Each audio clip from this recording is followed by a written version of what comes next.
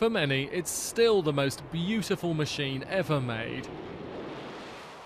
A source of national pride, our chance to show off to the world. 10 years ago today, climbing out of New York for the very last time, Concorde's celebrity fans were emotional. I'm very sad for the future of civil aviation because, as far as I'm concerned, this was a huge step in technology.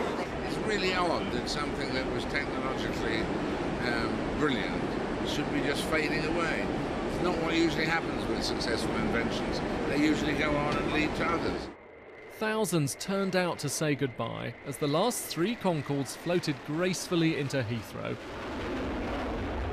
Today, they're scattered around the world as museum exhibits, like Concorde Alpha Charlie here in Manchester. Now this is an incredible place to be, on the famous wing of Concorde. Up close you can really see how beautifully smooth and curved it is. It's such an iconic shape. Even up in the air you can identify this plane anywhere. Now you always think of Concorde as being a luxurious plane because whenever you see pictures of people on it, they tend to be sipping champagne, they tend to be rich and famous, but it's actually pretty Spartan inside. You were paying for the speed, not the luxury. And just look at how small the windows are. Martin Robson flew this very plane around the world. Magnificent could be the only word to describe it. It was so responsive. We flew the aeroplane at its maximum all the time. Because it was designed to fly at that speed, it was more economical at speed. I know the reasons why it was retired. I mean, commercially, sheer money.